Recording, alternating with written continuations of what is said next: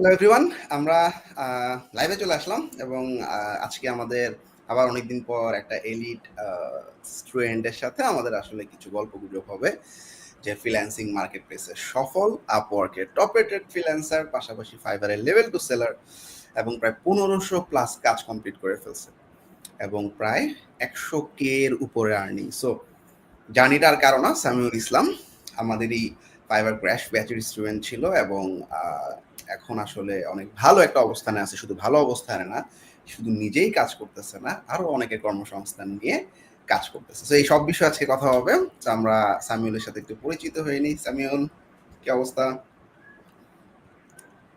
জি আলহামদুলিল্লাহ ভালো আছে। আপনি কেমন আছেন? এই গ্রেট। সো চমৎকার একটা আড্ডা হবে আজকে আমরা যারা লাইভে আছি। So if you have any question on Fiverr or Upwork or any freelancing market place, you can ask. আমরা কমেন্টের কোয়েশ্চেনগুলোর আনসার নিয়ে নিব এবং আমরা সামিউলের আসলে আজকে যাত্রা শুরু কিভাবে হইছে, কাজ কিভাবে স্টার্ট হইছে এবং ওর কিন্তু একটা মজার অতীত আছে, যেটা হচ্ছে মানে মজার ঠিক না, কষ্টের অতীত আছে। অর্থাৎ স্ট্রাগলের জায়গাটা একটা মানুষের কতটুকু হইতে পারে আমরা হয়তো গেস করতে পারি না, বা আমরা আসলে যারা লার্নার আছি খুব ভালো একটা কন্ডিশনে ভার্সিটিতে পড়াশোনা করতেছি, ফ্রিল্যান্সিং শিখতে আসছি, যথেষ্ট ভালো একটা ব্যাকগ্রাউন্ড আছে আমার, ইংলিশের নলেজ আছে, পড়াশোনা আছে, তারপরও আমরা দেখা যাচ্ছে ফ্রিল্যান্স মার্কেট প্লেসে সাকসেসফুল হতে পারতেছি না। এটা হচ্ছে আমাদের মেজর চ্যালেঞ্জগুলোর মধ্যে একটা। আর সামিউলের ক্ষেত্রে সামিউল কিন্তু এমন একটা ব্যাকগ্রাউন্ড থেকে আসছে যেখানে সে আমরা আজকে গল্প কিন্তু একটা লিখছি, তোমরা সবাই গল্পটা দেখছো। তার বাবা কিন্তু কৃষক ছিল এবং ও নিজেও আসলে পোলট্রি ফার্মে কাজ করছে এবং এইচএসসির পরে তার ফ্যামিলির প্রেশার এবং ফ্যামিলির লোডের জন্য সে আসলে আর কন্টিনিউ করতে পারে নাই। ওই জায়গা থেকে আসলে এই যে 100K আর্নিং এর একটা সাকসেসফুল যাত্রা, যদিও আসলে যথেষ্ট সময় লাগছে, 6 থেকে 7 ইয়ার্স ইজ মানে কম সময় না, অনেক যথেষ্ট সময়। বাট এই সময়টাতে সে আসলে কিভাবে ওভারকাম করছে, আবার পড়াশোনায় ব্যাক করছে, পড়াশোনা কমপ্লিট করতেছে, টিম তৈরি করছে, সবগুলো গল্পই শুনবো। সো আমরা আজকে কথা বলতেছিলাম সামিউল ইসলামের সাথে, আমাদের ফাইবার ক্র্যাশ ব্যাচের স্টুডেন্ট ছিল এবং আপওয়ার্কে টপ রেটেড ফ্রিল্যান্সার, ফাইবারের লেভেল টু সেলার। সামিউল, একদম প্রথম দিকে চলে আসি আমরা। তুমি যখন আসলে এই পোল্ট্রি ফার্মে কাজ করতা, ওই জায়গা থেকে তোমার কাছে এই যে নতুন একটা টেকনোলজির উপরে তুমি ইন্টারন্যাশনাল ক্লায়েন্টকে সার্ভ করবা, এই জিনিসটার মানে কিভাবে আসলে তুমি আইডিয়াটা পাইছো, বা ইমপ্লিমেন্টেশনে কি তোমার কাছে কোনো ভয় ছিল যে আমি আসলে এটা পারবো কি পারবো না? তো তখনকার থিঙ্কিং কি ছিল? একদম ব্যাকের চলে আসতেছি আমরা, সামিউল। আহ, আসলে আমার শুরুটা যেভাবে ছিল, যদিও শুরুটা আমার একটু অনেক কষ্টের বা একটু কঠিন ছিল, বাট আমার কাছে কোনো ভয় ছিল না যে আমি পারবো কি পারবো না, এরকম বিষয়টা আমি কখনো ফিল করিনি। আমার আমার ভিতরে আমি একটা অনেক সাহস কাজ করতাম যে yes I can do it, আমি এটা পারবো, আমাকে পারতেই হবে, এরকম বিষয় নিয়ে আর কি। তো আসলে আমার কাছে ছিল একটা মোবাইল মাত্র। আমি যখন ইন্টারমিডিয়েটে পড়ালেখা করি তখন আমি একটা ফার্মে কাজ করতাম। তখন আমার কাছে শুধুমাত্র একটা হ্যান্ডসেট ছিল, স্মার্টফোন, একদম কম দামি, 1500 টাকা দিয়ে আমি কিনছিলাম, আমার মনে আছে। তো আচ্ছা। সেটা দিয়ে আসলে আমি সার্চ করি অনলাইনে। আমি ইন্টারমিডিয়েটে এইচএসসি বইয়ে আমার একটা টপিক ছিল আউটসোর্সিং বিষয়ে টপিক, যেখানে আমি guru.com, ইলেন্স, odex.com এরকম লিঙ্কগুলো আমি পাইছিলাম আর কি, নামগুলা। আর আমি কিন্তু আইসিটি ভালো করে পড়তাম, ইংরেজি ভালো করে পড়তাম, সায়েন্সের টপিকসগুলা ভালো করে পড়ি না পড়ি, বাট আমাকে আইসিটি ভালো করে পড়তে হবে এবং ইংরেজি ভালো করে পড়তে হবে। এটার পিছনে একটা কারণ আছে। আমি মূলত ইউটিউবে মোটিভেশনাল ভিডিওস গুলা দেখতাম, প্রচুর পরিমাণে দেখতাম, এবং ইভেন আমি কিছু মোটিভেশনাল ভিডিও তৈরিও করছি ইউটিউবে। তখন আমার মনে আছে সহজ জীবন চ্যানেল থেকে আমি একটা আবার চ্যানেল তৈরি করছিলাম। তো আমি রিসার্চ করে দেখলাম যে maximum richest person in the world that time, তখন যেগুলো ছিল সবগুলাই টেকনোলজি বিষয়ে সম্পর্কিত। যেমন উইন্ডোজের বলেন গিয়ে বিল গেটস, অথবা অ্যামাজনের বলেন, আলিবাবার বলেন, সবগুলোই কিন্তু একটা টেকনোলজির বিষয়ে সম্পর্কিত। তখন আমি থিঙ্ক করলাম যে না, আমি যদি টেকনোলজি বিষয়ে কোনো কিছু একটা স্কিল অ্যাচিভ করি, I hope I can do something for my life. তারপর আমি এটা শুরু করি যে হ্যাঁ, তাহলে আমি এখন guru.com, odex.com দিয়ে সার্চ করে দেখি। এগুলা দিয়ে আমি সার্চ দিয়ে দেখলাম যে মোবাইল দিয়ে টাকা ইনকাম করা যায়, এবং পাশাপাশি অন্যান্য অ্যাপস থেকে ক্লিক করলে টাকা, এরকম অনেকগুলো আমি ট্রাই করছি। ইভেন আমি সাকসেসও হয়েছিলাম ওই টপিকগুলোতে, বাট যদিও ওটা সাকসেস না, মানে সীমিত সময়ের জন্য কিছু টাকা ইনকাম করা যায় এটা করতে পারছিলাম। করার পর রেফারেল সিস্টেম ছিল, অন্য অনেক সিস্টেম ছিল আর কি। তো যাই হোক ওগুলা থেকে কাজ করতে করতে আমি হঠাৎ ভাবলাম যে এগুলো তো আমি কোনো ফিউচার দেখতেছি না, কারণ আসতেছে যাচ্ছে, টাকা হয় না, অল্প টাকা পয়সা, সার্ভাইভ করবো কিভাবে আমি আমার লাইফ এগুলো দিয়ে। পরে আমি মানে প্রফেশনাল কিছু কাজ করার জন্য অনলাইনে আবার গুগলে ইউটিউবে সার্চ করি আর কি। ইউটিউবে যখন দেখি যে অনলাইনে টাকা ইনকাম করা যায় ফ্রিল্যান্সিং, আবার অনেকের সাকসেস ভিডিও দেখলাম বিভিন্ন প্রতিষ্ঠান থেকে, যারা গ্রাফিক্স ডিজাইন করতেছে, ওয়েব ডেভেলপমেন্ট করতেছে, এসইও করতেছে। আমি কিন্তু ইন্টারেস্টেড হয়ে গেলাম যে না, এখানে হয়তো একটা ফিউচার আছে। বাট আমি সবসময় একটা জিনিস খেয়াল করি যে আমি যদি কোনো ডিসিশন মেক করি, I have to make the decision with the data. আমার প্রপার ডাটা লাগবে যেন আমার ডিসিশনটা সঠিক হয়, এর সাকসেস রেট কেমন আছে না আছে এই বিষয়গুলো আমি খেয়াল করে দেখি। পরে আমি দেখলাম যে হ্যাঁ, অনেকগুলো টপিক পাইলাম যেগুলো দিয়ে ফ্রিল্যান্সিং করা যায় এবং মার্কেট প্লেসে কাজ অ্যাভেলেবল ইন্টারন্যাশনালি। আমি তখন ওয়েব ডেভেলপমেন্ট আমার জন্য সিলেক্ট করলাম আর কি। অনেকগুলোই তো আছে, ভাবলাম ওয়েব ডেভেলপমেন্ট হয়তো আমার সাথে যায় বা আমি করতে পারবো। এর পিছনে একটা কারণ, সেটা হচ্ছে যে আমি আইসিটি বইয়ে কিন্তু আমাদের চতুর্থ অধ্যায়ে ছিল একটা টপিক এইচটিএমএল এর উপর। যেহেতু আমি এইচটিএমএল কিছু ক্লাসে পড়ালেখা করছি, আমি ভাবলাম তাহলে হয়তো বা এটার সাথে যেহেতু আমি পরিচিত, I have to continue with this, আমি ওটা দিয়ে কন্টিনিউ করি। পরে শুরু করার পর তো ওয়েব ডেভেলপমেন্ট শিখলাম বিভিন্ন প্রতিষ্ঠান থেকে, আবার আইটি বাড়ি থেকে ভিডিও ছিল ইউটিউবে, সেখান থেকে এগুলা শেষ করলাম, এইচটিএমএল সিএসএস এগুলো শেষ করার পর আসলে কন্টিনিউয়াসলি আমি বিভিন্ন প্রতিষ্ঠান থেকে কোর্স করি এবং অনলাইন থেকে শেখার চেষ্টা করি। এভাবে ওয়েব ডেভেলপমেন্ট অ্যাচিভ করার পর আমি মার্কেট প্লেসে কাজ শুরু করি। গ্রেট, আমরা মার্কেট প্লেসে যাত্রায় আসতেছি একটু পরে। সো নতুন অনেকে জয়েন করছে লাইভে, তাদেরকে একটু পরিচয় করে দিচ্ছি। আমাদের সাথে আছে সামিউল ইসলাম। সামিউল ইসলাম আমাদের ফাইবার ক্র্যাশ ব্যাচের স্টুডেন্ট ছিল এবং ফাইবারে লেভেল 2 সেলার হিসাবে কাজ করতেছে, আপওয়ার্কে টপ রেট ফ্রিল্যান্সার হিসাবে কাজ করতেছে। এখন পর্যন্ত প্রায় 1500 প্লাস কাজ কমপ্লিট করে ফেলছে এবং $100K+। সো এই যে $100K+, এই জায়গাটা একটা মাইলস্টোন, মানে প্রায় 1 কোটি টাকার উপরে তুমি রেমিটেন্স দেশের জন্য নিয়ে আসছো। সো তোমার বাবা মা যে ব্যাকগ্রাউন্ড থেকে আসছে তারা জানে না ফ্রিল্যান্সিং জিনিসটা কি, আর এই যে তোমার আর্নিং সোর্স, এই জায়গাটাতে তোমার বাবা মার কনসার্ন কি ছিল বা এখন তারা আসলে জিনিসটাকে কিভাবে দেখে, কারণ ফ্রিল্যান্সিংটা এখনো ওভাবে সবার কাছে পরিচিত হয় নাই বা গ্লোরিফাইড হয় নাই। সেক্ষেত্রে তুমি কি এমন কিছু ফেস করো যে তোমার, যেমন গত একটা লাইভে এরকম হয়েছিল, তার বাবা মা একবারে সন্তুষ্ট না, অনলাইনে বসে বসে কাজ করতেছে, কি কাজ করতেছে, মানে বাবাকে সে গিফট করতেছে, ফ্যামিলি চালাচ্ছে, তারপরও তার বাবা আসলে বুঝতেছে না বা সন্তুষ্ট না, বা অনেক সময় মন খারাপ করে থাকতেছে আমার ছেলে কি করতেছে। গত লাইভে কিন্তু এই ঘটনা ঘটছে। তো তোমার ক্ষেত্রে কি এরকম কিছু হয়েছে কিনা সামি? জি না, আমার ক্ষেত্রে আসলে এরকম কিছু হয়নি, কারণ আমার বাবা মায়ের আমি বড় সন্তান ছিলাম এবং তারা সব সময় আমাকে এত পরিমাণ হেল্প করে আসছে এবং তাদের অফুরন্ত একটা বিশ্বাস যে আমি তাদের জন্য কিছু করতে পারবো। এবং তারা তো টেকনোলজি বলেন বা কম্পিউটার বলেন এইসব বিষয়ে তাদের তো খুব একটা অভিজ্ঞতা নেই। আমার বাবা গ্রামে জমি আবাদ করে এইসব কাজবাজ করে, তো তাদের যেহেতু অভিজ্ঞতাটা নাই, তারা পুরোটাই আমার উপর ছেড়ে দিছে যে তুমি কিছু করো, তুমি যাই করবা আমরা তাতেই আমি জানি। এবং আমাকে এখনো বলে যে আমি তাদের একদম মানে ভালো সন্তান, আমি যা করব ভালোর জন্য করব, ভালো কিছুই করব, তাদের অপরন্ত বিশ্বাস আমি খারাপ কিছু করব না। তো এই বিশ্বাসটার উপর যে এত মানে কি বলবো, এত ভরসা আমার উপর, তখন আমি ভাবলাম যে হ্যাঁ তাহলে করা যায়। আর ফ্যামিলিগত থেকে এরকম কোনো আমি পাইনি। এবং আমি যখন মোবাইল নেই, মোবাইল নেওয়ার সময় কিন্তু টাকা পয়সা আমার আব্বা দেয় এবং তিনি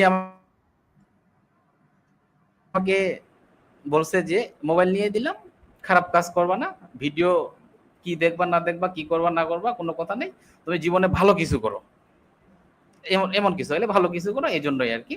তো তারপরে আমি মোবাইল যেহেতু দিলাম, এই মোবাইল থেকে আমার শুরু হলো, মানে কোনো রকম বাধা বিপত্তি আসেনি আর কি, সবসময় তারা আমাকে সাপোর্ট করে গেছে, হ্যাঁ তুই ভালো কিছু করো। চমৎকার। $5 ক্লায়েন্ট থেকে শুরু। গতকালকে তোমার যে পত্রিকায় নিউজটা আসছে সেখান থেকে আমি দেখলাম যে $5 কাছ থেকে তুমি মানে কাজ ফার্স্ট কাজ ছিল। সো ওই জায়গাটা থেকে এই জায়গার এই যে ট্রান্সফরমেশন, এখন তুমি প্রায় 1500-র উপরে কাজ কমপ্লিট করে ফেলছো। সো তখনকার ক্লায়েন্ট নেগোসিয়েশন এখনকার ক্লায়েন্ট নেগোসিয়েশনের ডিফারেন্সটা কি মনে হয়? এই কোশ্চেনটা করার একটা মেইন রিজন হচ্ছে তুমি যেহেতু আসলে এইচএসসির পর ওভাবে পড়াশোনা করতে পারো না, ফ্রিল্যান্সিং এ নেমে গেছো। আমাদের এখনো অনেক স্টুডেন্ট দেখা যায় ভার্সিটিতে পড়তেছে, তারাও ইংলিশে ক্লায়েন্টদের সাথে কথা বলতে স্ট্রাগল করতেছে বা কমিউনিকেশন করতে স্ট্রাগল করতেছে। এই জায়গাটা তুমি ওভারকাম কিভাবে করছো? ওকে, তো $5 কাজ দিয়ে আমি শুরু করি, এটা এটা শুরু সঠিক। বায়ারটার কাছে আমি আসলে কাজটা সহজে নিতে পারতাম না, আমি জানি যে এখানে অনেক কম্পিটিশন। তো আমি বায়ারটাকে বললাম যে তুমি আমাকে কাজটা দিয়ে দাও, কাজ দিয়ে তুমি ছেড়ে দাও, যা করার আমি করব, এবং আমি তোমাকে চ্যালেঞ্জ করলাম আমি এটা করতে পারবোই, 100% পারবো, একদম চ্যালেঞ্জ। এটা একটা পিএইচডি টু এইচটিএমএল ছিল আর কি।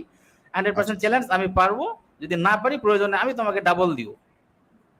তখন উনি আমাকে কাজটা দেয় এবং আমি কাজটা করি। আর এই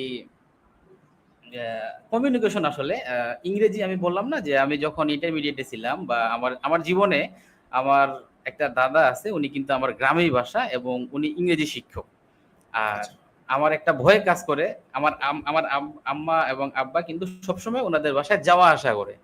এই জন্য আমার একটা ভয় কাজ করে যে আমি আর কিছু করি না করি ইংরেজিটা আমাকে পড়তে হবে, মানে ইংরেজিতে 80% মার্কস থাকতে হবে আমাকে, এবং সবসময় এটাই ছিল, এর নিচে আসতো না। এই জন্য আমি কি করতাম যে আমার সিলেবাস অনুযায়ী যা থাকে ইংরেজিতে আমি সবগুলাই কাভার করতাম।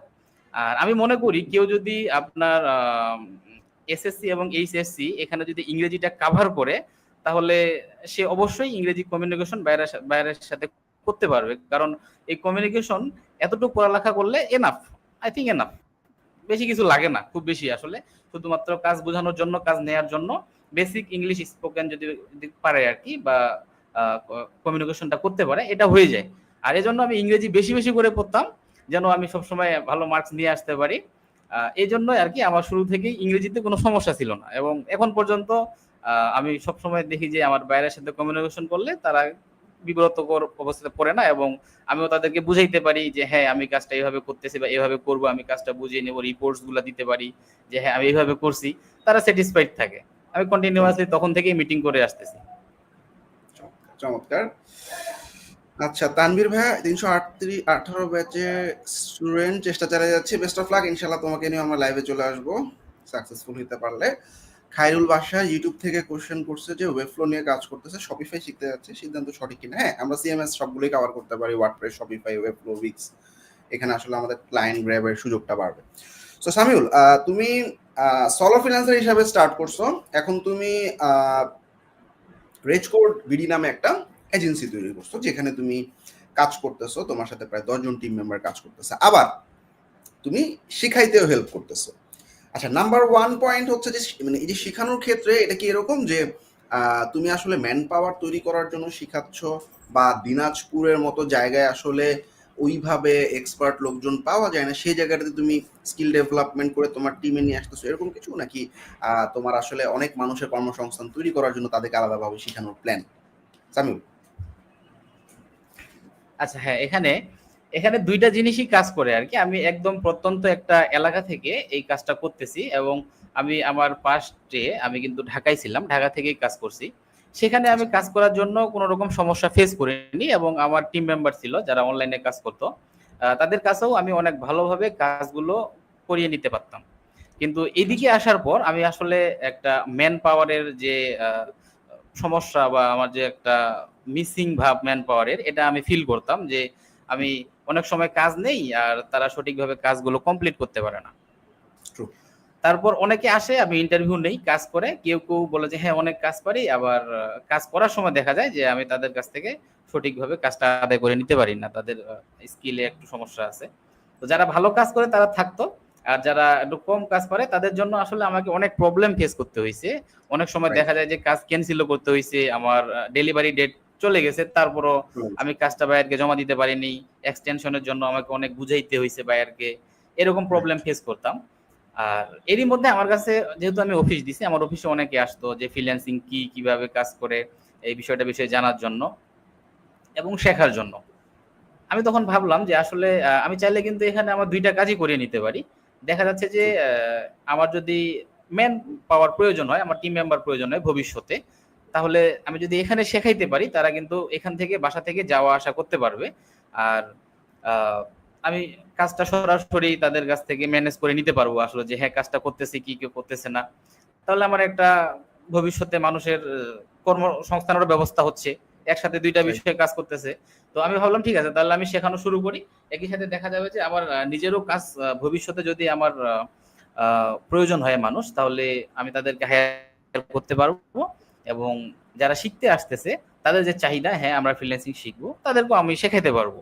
যেহেতু আমার এক এক এক ঢিলে দুইটা পাখি আর কি হচ্ছে, তাহলে আমি কেন করবো না, এই জন্য আমি দুটাই শুরু করি, চমৎকার। শেখানো সো শুরু করি। আমাদের চমৎকার চমৎকার, খুব ভালো একটা আইডিয়া। বিশেষ করে যারা মানে প্রত্যন্ত অঞ্চলে থাকে, এদের আসলে টিম মেম্বার তৈরি করাটা খুব চ্যালেঞ্জিং একটা কত ব্যাপার। আমরা ঢাকা চ্যালেঞ্জিং। শহরে দেখা যায় অ্যাভেলেবেল আসলে রিসোর্স পাচ্ছি, আসা যাওয়া করতেছে, আমরা আমাদের খুব একটা প্রবলেম হচ্ছে না। কিন্তু দেখা যায় আমরা ঢাকার বাইরে যারা থাকি তাদের জন্য এটা বড় একটা চ্যালেঞ্জ। সো আমাদের লাইভে প্রায় এখন 103 জনের মতো আছে। আমাদের ফেসবুক, ইউটিউব, লিঙ্কডইন সহ টোটাল 8টা সোশ্যাল চ্যানেলের মাধ্যমে আমাদের লাইভটা শেয়ার হচ্ছে। আমাদের যারা নতুন জয়েন করছি তাদেরকে একটু পরিচয় করে দিয়ে, আমার সাথে আছে সামিউল ইসলাম, কোডবিনবিডির একজন এলিট ফ্রিল্যান্সার এবং আমাদের ফাইবার ক্র্যাশ স্টুডেন্ট ছিল। অল্প কিছু সময়ের ব্যবধান, অল্প কিছু মানে বছরের ব্যবধানে সে কিন্তু প্রায় 1500-র উপরে কাজ কমপ্লিট করে ফেলছে। এটা একটা হিউজ অভিজ্ঞতা, বা 100K ডলারের মতো আর্ন করে ফেলছে। এই জায়গাটাতে আমরা তার স্ট্রাগল এবং তার স্টার্টিং, তার বর্তমান কার্যক্রম এবং ফিউচার প্ল্যান এগুলো নিয়ে শুনবো বা শুনতেছি। সো একজন কোয়েশ্চেন করছে, মিলন হোসেন, কারো যদি কোনো কোয়েশ্চেন থাকে ফাইবার, আপওয়ার্ক বা ফ্রিল্যান্সিং মার্কেট প্লেস নিয়ে, লাইভে কমেন্ট করলে আমরা কমেন্টগুলোর মাধ্যমে আনসার নিয়ে আসতে পারবো। সো সামিউল, তোমার জন্য একটা পয়েন্ট। মিলন হোসেন বলছে যে আপওয়ার্কে তার জেএসএস 80% কাজ কমপ্লিট হয়েছে, 60টা আগের তুলনায় আসলে প্রপোজাল পাঠাইলে আচ্ছা ভিউ বা ইন্টারভিউতে মানে মেসেজ আসে না, সোজা কথা, বা ভিউ হয় না। সো আগে 10টার মধ্যে 8টা ভিউ হইতো, 5-6টা মেসেজ পাইতো, এখন কি করা যায়? ওকে, জব সাকসেস স্কোর 80%, 7টা কাজ কমপ্লিট। তার অবশ্যই তাহলে এখানে যে কোনো একটা কাজ হয়তো বা ক্যান্সেল বা রিফান্ডের হয়েছে আর কি, যে কারণে জব সাকসেস স্কোরটা কমে গেছে। সেক্ষেত্রে ওনাকে অবশ্যই চেষ্টা করতে হবে যেন একটু প্রাইস ভালো থাকে এমন বিট করতে হবে, এমন কাজে বিট করে সে যদি কাজ কমপ্লিট করতে পারে। এবং এইটা কিন্তু মূলত দেখা যায় যে অনেক সময় 3 মাস অথবা 6 মাস এরকম একটা ডিপেন্ড করে। আসলে 3 মাস পর জব সাকসেস স্কোর আপনার প্রোফাইলের কাজের উপর ভিত্তি করে চেঞ্জ হবে, অথবা 6 মাস পর আপনার কাজের উপর ভিত্তি করে জব সাকসেস স্কোরটা চেঞ্জ হবে, অথবা 1 বছর একটা কাজ, এটা ভেরি করে টাইমটা অবশ্য আপনার কাজের উপর ডিপেন্ড করবে। তো সেক্ষেত্রে আমি এটাই বলবো যে আপনি যদি একটু ভালো প্রাইসের 3-4টা কাজ কমপ্লিট করতে পারেন, আশা করা যায় 3 মাস পর আপনার জব সাকসেস স্কোরটা অন্তত 90+ চলে যাবে, অথবা 100% হইতে সময় লাগবে, তবে 90+ অথবা আপনার 95+ এরকম সামথিং একটা হবে। অর্থাৎ আমাদের জেএসএসটা কিন্তু রেগুলার প্রতিদিন আপডেট হয়, বাট সামিউল যেটা বললো যে 3 মাস বা 6 মাস পরে একটা বড় চেঞ্জেস দেখা যায়। এক্ষেত্রে আমরা যদি বড় কোনো একটা অ্যামাউন্ট, যেমন $300, 400, 500, যেমন 500-র উপরে অ্যামাউন্টটাকে অনেক বড়, 1.5 টাইমস এইটার ওয়েট ধরা হয় প্রজেক্টের। তো এরকম বড় কিছু প্রজেক্ট যদি কমপ্লিট করতে পারি, তাহলে দেখা যাবে যে জেএসএসটা বেড়ে গেছে। আর জেএসএস কম থাকলে দেখা যায় ক্লায়েন্টরা প্রপোজাল পাঠাইলেও কভার লেটারে ক্লিক করতে চায় না। সামিউল, আমাদের মার্কেট প্লেসে অনেকের অনেক চ্যালেঞ্জ থাকে। ইনিশিয়াল যে চ্যালেঞ্জটা থাকে সেটা হচ্ছে আপওয়ার্কে এখন ইনভেস্ট করতে হচ্ছে, অর্থাৎ কানেক্ট কিনে বিট করতে হচ্ছে। নাম্বার 2 হচ্ছে ফাইবারে প্রচুর ফ্রিল্যান্সারের কম্পিটিশন, যার কারণে অনেকদিন সময় লাগতেছে তার রেগুলার বেসিস কাজ আসতে, একদম নতুন একটা অ্যাকাউন্টের ক্ষেত্রে আমি বলতেছি। তো এই জায়গাটাতে তোমাদের সময় আসলে কম্পিটিশন অনেক কম ছিল, বা স্ট্রাগলটা অনেক কম ছিল। এখন যে সমস্ত অ্যাকাউন্ট নতুন করে গ্রো করতে চাচ্ছে তাদের জন্য তোমার সাজেশন কি থাকবে? অর্থাৎ ফাইবার বলি বা আপওয়ার্কে বলি, এই ক্ষেত্রে একটা অ্যাকাউন্ট গ্রো করতে চাচ্ছে, ধৈর্য থাকে না, যেটা হয় আমি নিজে ক্লাস নিতে গিয়ে দেখি যে 1.5 মাসের ফাইবার ক্র্যাশে লাস্টের দিকে হয়তো বা 60% স্টুডেন্ট আছে, আর 40% দেখলো যে 1-1.5 মাসে আমার আসলে কোনো একটা রেজাল্ট আসে নাই, সো মুভ অন করতেছে বা অন্য কোনো সেক্টরে চলে যাচ্ছে। সো এই যে ধৈর্যের যে একটা অভাব, এই জায়গাটা আমি আসলে অনেক ফিল করি অনেক স্টুডেন্টদের মধ্যে। বা একটা শর্ট টাইমের একটা প্ল্যান নিয়ে আসে, যখন দেখে যে আসলে এই প্ল্যানটা এক্সিকিউট করা পসিবল হচ্ছে না, বা ইনিশিয়ালি কিন্তু আর্নিংটা অনেক বেশি থাকে না, $50, $100, আস্তে আস্তে কিন্তু অ্যাকাউন্টগুলো রোল আউট হয়। তো এই জায়গাটাতে তোমার আসলে নতুনদের জন্য সাজেশন কি থাকবে? নতুনদের জন্য আসলে এই জায়গাটাতে মানে অনেক কিছু বলার আছে।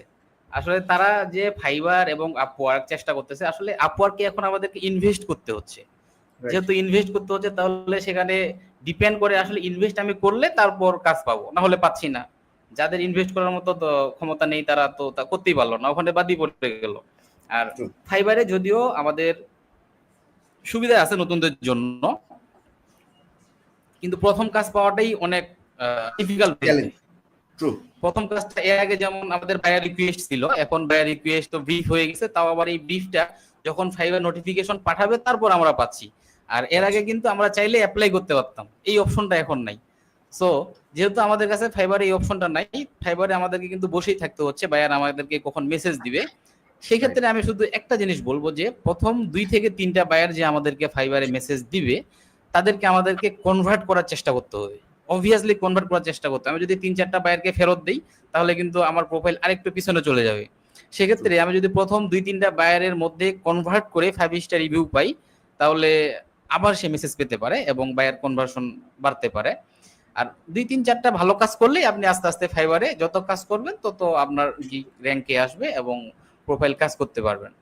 আর যারা ফাইবারও পারতেছে না, তাদের তাদের জন্য আমার আসলে একটা প্রশ্ন, তারা যদি খেয়াল করে দেখে বা রিসার্চ করে দেখে যে মার্কেট প্লেসে এই টোটাল ওয়ার্ল্ডে, সারা বিশ্বে মার্কেট প্লেসে কত পার্সেন্ট ক্লায়েন্ট আছে এবং আউট অফ মার্কেট প্লেসে কত পার্সেন্ট ক্লায়েন্ট আছে। আমি যদি আপনাকেই বলি, চিন্তা করে দেখেন, মার্কেট প্লেসে হয়তো 5 থেকে 10% ক্লায়েন্টস অ্যাভেলেবল, আর মার্কেট প্লেসের বাইরে আমি বলবো 95% অথবা 90% ক্লায়েন্ট অ্যাভেলেবল। যদি আপনি চেষ্টা করেন মার্কেট প্লেসের বাইরে, সেক্ষেত্রে আপনার সাকসেসটা আরেকটু তাড়াতাড়ি আসতে পারে। আপনাকে পোর্টফোলিও রেডি করতে হবে। আপনি যে ফার্স্ট ওয়ার্কগুলো বা প্র্যাকটিস করছেন, বিহান্সে আপনি রাখতে পারেন, যে কোথাও রাখতে পারেন। আপনার যদি পোর্টফোলিওটা ভালোভাবে রেডি করে ক্লায়েন্টকে রিচ আউট করতে পারেন, মানে আসলে আমি বসে থাকবো, আমার কাছে ক্লায়েন্ট আসবে মার্কেট প্লেসে, বসে থাকাটার জন্য একটা কেমন বিষয়, তাহলে মানে নিজের কাছে মনে হয় যে আমি চেষ্টা করতেছি না, বসে থাকলাম। ঠিক আছে, মার্কেট প্লেসে একটা আমাদের অপশন, আমাদেরকে চেষ্টা করতে হবে, বাট আমরা আমাদের অপশনগুলোকে কাজে লাগাবো না কেন? ফাইবার আছে, আপওয়ার্ক আছে, we will try there obviously, but we also need to try out of market place. যেমন লিঙ্কডইন বলতে পারেন, ইভেন পিন্টারেস্ট থেকেও কিন্তু ক্লায়েন্ট জেনারেট করা যায়। আমি রিসার্চ করার পর দেখছি, যদিও আমার এটা নেক্সট প্ল্যান আছে। আমি কিন্তু বর্তমানে ফাইবার এবং আপওয়ার্কের উপর খুব বেশি ডিপেন্ড করার চেষ্টা করতেছি না। আমি লিঙ্কডইনে প্রোফাইল রেডি করে প্রায় 1 বছর ধরে চেষ্টা করতেছি, এবং লিঙ্কডইনে আমি ফার্স্ট ক্লায়েন্ট জেনারেট করতে পারি 800, যেটা একই বাজেটের, মানে একই কাজ যদি আমি মার্কেট প্লেসে করতাম, অবশ্যই আমাকে বায়ার বলতো 300-400, এরকম একটা বিষয় আর কি। এই একটা বিষয় যে যেহেতু বাজেটের একটা ব্যাপার আছে, আমি যদি আউট অফ মার্কেট প্লেসে ক্লায়েন্টকে কনভার্ট করতে পারি, বুঝাইতে পারি, কমিউনিকেশন ঠিক রেখে, তাহলে সেখানে একটু বাজেটও ভালো পাওয়া যায়। আর আরেকটা বিষয় হচ্ছে, মার্কেট প্লেসের বায়ার গুলো কিন্তু আপনার মোটামুটি 2-3-4 জনকে কম্পেয়ার করে যার কাছে দেওয়ার মতো মনে হবে কাজটা, তাকেই দেয়। আর আমি যদি একটা ক্লায়েন্টকে রিচ আউট করি, সেটা ধরেন যে সোশ্যাল মিডিয়াতে হোক বা অন্য কোনো প্ল্যাটফর্মে, লিঙ্কডইনে হতে পারে, লিঙ্কডইন একদম পারফেক্ট আর কি, one of the best out of market place platform right now we can say. আমি যদি তাকে রিচ আউট করতে পারি, তাহলে সেখানে কিন্তু কম্পিটিশন ধরতে হবে যে আমি একা, কারণ ক্লায়েন্ট কিন্তু সেখানে 3-4 জনকে মেসেজ দেওয়ার সুযোগ পাচ্ছে না, এবং সে হয়তো সেটার জন্য সেখানে নাই। আর যারা ফাইবারে আসে, তারা কিন্তু আবার ওই যে কয়েকজনকে কম্পেয়ার করার জন্যই আসে। এবং এখানে আমি বলবো যে কম্পিটিশন অনেক কম, এবং আপনার কাজ পাওয়ার যে একটা সম্ভাবনা, পসিবিলিটি, ইটস হাই। সো আমি একটা কথাই বলবো নতুনদের জন্য, যারা মার্কেট প্লেসে কাজ করতেছে, হ্যাঁ আপনারা চেষ্টা করেন Fiverr, Upwork, people per hour সবগুলো প্রোফাইলে যদি আপনি অ্যাকাউন্ট করে রাখেন, আশা করা যায় 15 দিন থেকে 1 মাসের মধ্যে, যদি আপনার ভাগ্য ভালো থাকে, আপনি ক্লায়েন্টের মেসেজ পেতে পারেন। আর যদি না পান, বসে থাকবো না, আমি কেন বসে থাকবো? আমার কাছে যেহেতু অপশনস আছে, I have to try the other options as well. তাহলে আমরা অন্য অপশনগুলো ট্রাই করে দেখি। আপনি ট্রাই করে দেখেন, পিন্টারেস্ট হতে পারে, আপনার লিঙ্কডইন হতে পারে, যদি ট্রাই করে দেখেন, আমি আশা করি আপনি যদি ক্লায়েন্টকে রিচ আউট করার চেষ্টা করেন, প্রথম 1 থেকে 2 মাসের ভিতরে ইনশাল্লাহ আপনি কাজ পেয়ে যাবেন। এবং এটা হতে পারে যদি আপনি কমিউনিকেশন স্কিল ভালো থাকে, এবং স্কিলের ক্ষেত্রেও একটা বিষয় আছে যে আসলে আপনি একটা কাজ শিখলেন, কিন্তু আপনি যে কাজটা জানেন সেটা অন্য কেউ জানে না যে আপনি কাজটা জানেন, যার কাজটা দরকার হবে, আই মিন বায়ার, বায়ার তো জানে না যে আপনি কাজটা পারেন বা অন্য কেউ পারে, ঠিক আছে, আপনি যে পারেন সে তো বুঝতে পারবেন না। আমি যদি ক্লায়েন্টকে গিয়ে বলি যে হ্যাঁ আমি এই কাজটা পারি, তার মানে একটু মার্কেটিং এর বিষয় টুকটাক আপনাকে অ্যাচিভ করতে হবে যে কিভাবে আমি ক্লায়েন্টের কাছে রিচ আউট করবো। এভাবে যদি চেষ্টা করে সবগুলো প্ল্যাটফর্মে, marketplace, out of market place, I hope নতুনরাও খুব তাড়াতাড়ি তাদের প্রথম কাজটা পেতে পারে। চমৎকার চমৎকার। সো এটা কিন্তু ভালো একটা অপরচুনিটি যেটা সামিউল বললো, লিঙ্কডইন, ইনস্টাগ্রাম, তারপর হচ্ছে প্রোডাক্ট বেস যদি কিছু করতে চাই, প্রোডাক্ট ডিজাইনিং বা ডেভেলপমেন্টের কাজ, ইনস্টাগ্রাম ইজ গুড, পিন্টারেস্টও চমৎকার একটা জায়গা। তো এই জায়গায় বসে না থেকে আসলে এক্সপ্লোর করার কথা বলতেছে, উইচ ইজ রিয়েলি গুড। সবাই আমরা চেষ্টা করবো। আচ্ছা, সিয়াম জানতে চাইছে যে ফাইবারে লিড জেনারেশনে কোনো একটা কাজে তার একটা প্রবলেম হয়েছে, সামারি আমি যা বুঝলাম, আর হচ্ছে ফেসবুক আইডি বের করতে চাচ্ছে। আচ্ছা, এটা হয়তো লিড জেনারেশনের অনেক ক্ষেত্রে পসিবল না, লিঙ্কডইন হলে পসিবল ছিল। আচ্ছা, কাজটা ক্যান্সেল করলে কোনো সমস্যা হবে কিনা, আমরা যদি ফাইবার কাস্টমার সাপোর্টে জানায় রাখি যে এখানে আসলে পার্সোনাল ফেসবুক আইডি বের করতে বলতেছে, এই কাজটা কিন্তু লিগ্যাল না বা অথেন্টিক না। সেক্ষেত্রে আমরা সাপোর্টকে জানায় ক্যান্সেল করলে হয়তো কিছু ইফেক্ট তো পড়বেই, কিছু ইফেক্ট হয়তো বা কম পড়তেও পারে। সামিউল, টিম ম্যানেজমেন্ট নিয়ে আমরা এখন কথাবার্তা বলবো। অর্থাৎ আমাদের আসলে এজেন্সিতে কাজ করি বা একটা সিঙ্গেল ফ্রিল্যান্সার, সোলো ফ্রিল্যান্সার থেকে এন্টারপ্রেনার লাইফে যাই, সবচেয়ে বড় যে চ্যালেঞ্জটা হয় একটা প্রজেক্ট উঠানো। এক্ষেত্রে অনেক মেম্বার স্যালারি দিয়ে আসলে হায়ার করে, ভার্চুয়ালি কাজ করে। এখানে আবার যাকে দিয়ে কাজ করে দিচ্ছে তার রেসপন্সিবিলিটির একটা বড় ব্যাপার আছে, কারণ আমার মার্কেটের একটা ক্লায়েন্ট ডেলিভারি দিন সে যে বললো যে আমি আসলে অসুস্থ হয়ে করতে পারিনি, তাইলে তো শেষ, আমার অ্যাকাউন্টের একটা অর্ডার ক্যান্সেল হয়ে গেল। এক নম্বর পয়েন্ট। নাম্বার টু হইতেছে যে আমি ইনহাউস লোক রাখলাম, সেখানে আসলে স্যালারি বেসড প্রজেক্টগুলো রোল আউট করতে গেলে দেখা যায় গাফিলতি দেখা যায় যে আমি তো স্যালারি পাচ্ছি, সো আমি মাসে 5টা প্রজেক্ট উঠাবো, 5টা বেশি করবো না, স্লো যাচ্ছে। আবার অনেকে এই কারণে হয় কি প্রজেক্ট বেসিস হায়ার করে, যে তোমার কোনো স্যালারি নেই, তুমি প্রজেক্ট বেসিস কাজ করবা, এই প্রজেক্ট বেসিস কাজ করতে গেলে তোমার 20% বা 30%, 50%, হোয়াট এভার ইট ইজ, যে যার অ্যাকাউন্ট সে প্রজেক্ট বেসিস তাকে হায়ার করছে, তাদের একটা টেন্ডেন্সি থাকে আমি যত প্রজেক্ট রোল আউট করবো তত আসলে আমি পেমেন্ট পাচ্ছি। আবার যখন প্রজেক্ট থাকতেছে না তখন কিন্তু তারা কোনো টাকা পয়সা পাইতেছে না। তো এই ক্ষেত্রে অনেকে কি করে, আবার একটা বেস স্যালারি দিয়ে তারপর আবার প্রজেক্ট বেসিস কিছু অ্যামাউন্ট দেয়। সো অনেকগুলো ফরমেশন, অনেকগুলো ফর্মুলা বিভিন্ন এই মার্কেট প্লেস বেস এজেন্সিতে প্রচলিত। So what you are applying, তোমার এজেন্সির ক্ষেত্রে তুমি যে 10 জনকে নিয়ে কাজ করতেছো তাদেরকে তুমি আসলে কিভাবে ম্যানেজ করতেছো, কমিউনিকেশনটা কে করতেছে, প্রজেক্টগুলো কারা করতেছে, প্রজেক্টগুলো ডেলিভারি কারা করতেছে, ক্লায়েন্টের রিভিশন কে নিতেছে, একটু যদি ডিটেলে বলতেছ। আমি আসলে ভাই, আসলে it is not an easy thing to manage the team members work. আসলে সহজ না, এটা একটু কঠিন বিষয়। সেক্ষেত্রে আসলে আমি কি করি যে আগে আমি চেষ্টা করি বাইরের কাছ থেকে আমি যেন একটু সময় নিতে পারি। মূলত একটা ওয়েবসাইটের জন্য 7 থেকে 8 দিন বা 10 দিন বা মিনিমাম 5 দিনের উপরে আমি সময় নেওয়ার চেষ্টা করি। তাহলে হয় কি, আমি যার দ্বারা কাজটা করাবো, এবং টিম মেম্বারদের ক্ষেত্রে একটা খেয়াল রাখতে হবে যেন আমি 2 থেকে 3টা লোক, মানে একটা কাজে যেন 2 জনকে বা 3 জনকে আমি ইনভলভ করতে পারি, তাহলে সুবিধা হয়। এই 2 জনে কাজ করলে তাড়াতাড়ি আমি আউটপুটটা পাবো। এটা আমি খেয়াল করি আর কি আমার জন্য। আমি কি করি, আমি টিম করছি যে 1 2 3, 3টা টিম, 3 জন করে মেম্বার আছে। একজন আছে আমার হচ্ছে শুধুমাত্র চেক করার জন্য, এবং তারপর আমি আছি। আমি 3 জনকে একটা কাজ দিলাম, তাদেরকে আমি কাজটা 3 দিন সময় দিলাম বা 2 দিন সময় দিলাম। তারা যদি কাজটা শেষ করে 3 দিনে, আমি আবার বাইরের কাছে 5 দিন সময় নিছি। সেক্ষেত্রে আমি একটু চেক করার জন্য সময় রাখি। প্রথমত আমি হচ্ছে আরেকজনকে আছে যে একটু ভালো কাজ করে, তাকে চেক করতে বলি, এবং ফাইনালি আমি একটু রিভিশন দিয়ে ক্লায়েন্টকে ডেলিভার করি। তারপরেও দেখা যায় যে আপনার চেঞ্জেস অথবা রিভিশনস থেকে যায়। আমি 2-3 পর্যায়ে কিন্তু কাজটা করতেছি, তারপরও চেঞ্জেস থেকে যায়। সেক্ষেত্রে আর কি বিষয়টা একটু অতটা সহজ না, বাট আমাদেরকে তো করতে হবে। এভাবে আমরা করতে পারি আসলে যে 2-3 জন লোক দিয়ে আমাদের একটা কাজ আমরা তাড়াতাড়ি করাই নিতে পারি। তারপর চেক দিয়ে এবং টাইমটা বেশি করে নিলাম, বেশি করে নিয়ে আমি যেন সময় পাই, যথেষ্ট সময় থাকে, তারপর আমরা ক্লায়েন্টকে পাঠাবো, এবং তারপরেও বলবো ক্লায়েন্টকে যে যদি আমি কোনো মিস করে থাকি তুমি বলো, আমি চেঞ্জেস গুলো করে দেবো, চেঞ্জেস নিয়ে কোনো টেনশন করিও না, আমি চেঞ্জেস সাপোর্ট প্রোভাইড করি, ক্লায়েন্টকে এইভাবে বলি আর কি। তো এইভাবে আমি কাজগুলো মেইনটেইন করি। আর তোমার টিম মেম্বার যারা আছে এরা কি স্যালারি বেস কাজ করতেছে না প্রজেক্ট বেস কাজ করতেছে? আমার আমার টিম মেম্বার গুলোকে আমি স্যালারি বেসড রেখে দিছি।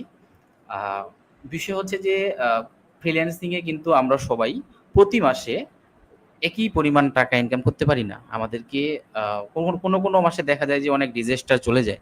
সেক্ষেত্রে আমাদের কোনো মাসে কম ইনকাম হয়। আর আমি আমার যে টিম মেম্বার গুলো আছে তাদেরকে আমি সেলারি বেসড দেই এবং তাদেরকে আমি এতটুকু আশা রাখি যে হ্যাঁ, ইনশাআল্লাহ আমরা যদি কাজ করি কন্টিনিউ আমরা কাজটা করতে পারবো।